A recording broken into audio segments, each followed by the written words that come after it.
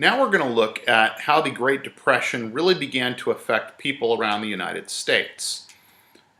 So our learning objectives are to explain how the Depression developed, to describe the human impact of the Great Depression, and to explain why the Dust Bowl was so devastating. After the stock market crash, economic flaws helped the nation to sink into the Great Depression, the worst economic downturn in history. The stock market collapse strained the resources of banks and many failed, thus creating greater anxiety. In 1929, banks had little cash on hand and were vulnerable to runs or a string of nervous depositors withdrawing money. A run could quickly drain a bank of all its cash and force its closure. Now, of course, keep in mind that at this point in time, your bank deposits were not insured. Most deposits now are insured by the Federal Deposit Insurance Corporation, but that didn't exist until after the Great Depression. And so at this point in time, you've got this panic from people. And plus, banks operate on a fractional reserve system, which means that they only keep a fraction of all reserves or deposits in their reserves on hand. The rest they loan out. So if a bunch of people come to the bank and start demanding their money, and the bank doesn't have enough money, they simply have to close their doors. And that's what began to happen. In the months after October 1929, bank runs struck nationwide, and hundreds of banks failed, including the enormous Bank of the United States. Bank closures wiped out billions of dollars in savings by 1933. Today, insurance from the federal government protects most people's deposits. That's the FDIC, the Federal Deposit Insurance Corporation. And laws today require banks to keep a large percentage of their assets in cash to be paid to depositors upon request. The hard times farmers faced got worse during the Great Depression, when widespread joblessness and poverty cut down on the demand for food, as many Americans simply went hungry. By 1933, with farmers unable to sell food that they produced, farm prices had sunk to 50% of their already low 1929 levels. Lower prices meant lower income for farmers, and many had borrowed money from banks to pay for land and equipment, particularly when they were trying to increase production during World War I.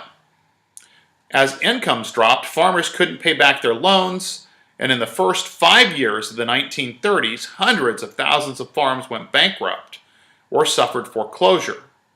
Foreclosure occurs when a lender takes over ownership of a property from an owner who has failed to make loan payments.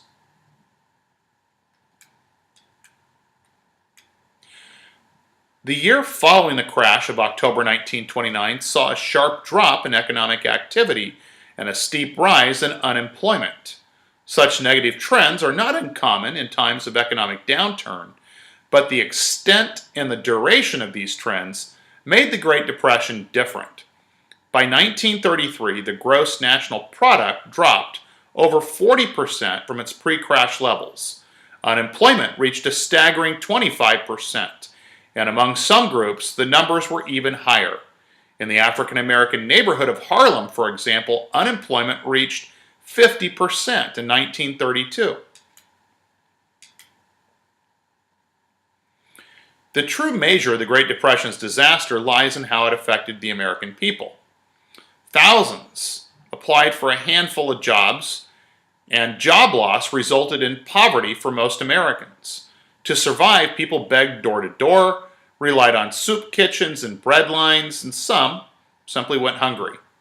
Some who lost their homes lived in shantytowns or Hoovervilles, named after President Hoover, who many blamed for the Great Depression. Hobos were mostly men, but included teens and women. Boarding trains was hard and illegal, and railroads hired guards to chase hobos away. Finding food was a constant challenge because people had little to spare and rarely shared with hobos. Hobos developed a system of sign language to warn of possible dangers or opportunities. The Great Depression's worst blow might have been to the minds and to the spirits of the American people. Though many shared the same fate, the unemployed often felt that they had failed as people. Accepting handouts deeply troubled many proud Americans. Their shame and despair was reflected in the high suicide rates of the time. Anger was another common emotion because many felt that the nation had failed the hardworking citizens who helped build it. Nature delivered another cruel blow. In 1931, rain stopped falling across much of the Great Plains region. This drought, or period of below average rainfall, lasted for several years, and millions of people had fled the area by the time that it lifted. Agricultural practices in the 1930s left the area vulnerable to droughts. Land once covered with protective grasses was now bare, with no vegetation to hold the soil in place. When windstorms came, they stripped the rich topsoil and blew it hundreds of miles. The dust sometimes flew as far as the Atlantic coast. Dust mounds choked crops and buried farm equipment, and dust blew into windows and under doors. The storms came year after year in the hardest hit areas of Oklahoma, Kansas, Colorado, New Mexico, and Texas eventually became known as the Dust Bowl. The droughts and dust storms left many in the Dust Bowl with no way to make a living, and some simply picked up and moved. Migrants left. By the end of the 1930s, 2.5 million people had left the Great Plains states. Many headed along Route 66 to California, and then settled in camps and sought work on farms. The migrants were called Okies, after the state of Oklahoma, but migrants came from many states. Many migrants met hardship and discrimination. The plight of migrants captured the imagination of some of America's greatest writers and artists. Author John Steinbeck and singer-songwriter Woody Guthrie described the Dust Bowl and the disaster's effect on the people that it touched. Guthrie's lyrics spoke of the hardships all Americans felt during the Great Depression. For much of the decade, the Depression defied most of the government's efforts to defeat it, and Americans had to fend for themselves. And here we have a look at a very famous photo. The photo was taken by the noted chronicler of the Great Depression, Dorothea Lange. She was a photographer based out of San Francisco, and as part of the New Deal programs to put people to work, she was hired to document the plight of migrants. And she took this photo, probably, I'd say without doubt, the most famous photo of the Great Depression. It's titled Migrant Mother. And so the photo was taken of this woman, Florence Owens Thompson. She was born September 1st, 1903, and she passed away September 16th, 1983. And she was the subject of Dorothea Lange's photo, Migrant Mother, which was taken in 1936. This has become, like I said, an iconic image of the Great Depression. She was the mother of 7 children. She was 32 years of age when the photo was taken in Nipomo, California. She came to reside with her family in Modesto, California. And in fact, many of you might know where Elliott Continuation High School is located. What you may not know is that Elliott, back in the 1950s, 60s, and 70s, and into the early 80s, was actually an elementary school. It was John Sutter Elementary. That's where I attended elementary school.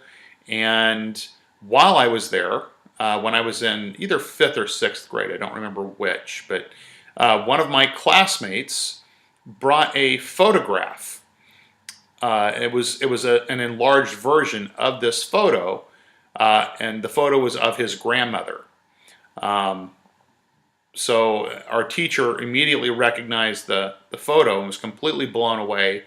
Didn't know that the woman lived in Modesto. So that was, very shocking for our teacher. And of course, later, she has received some attention. The Modesto Bee did an article some years ago on the Depression. They did like a whole ongoing series covering locals, and one day there was a feature on her as well. So, but yeah, most of you have probably seen this photo at some time. And as I mentioned, like I said, I grew up with one of her grandchildren, and last I knew, he still lived in the area. I believe he was living down in Ceres, and he had children that attended Central Valley High School in Ceres. So definitely a local tie-in.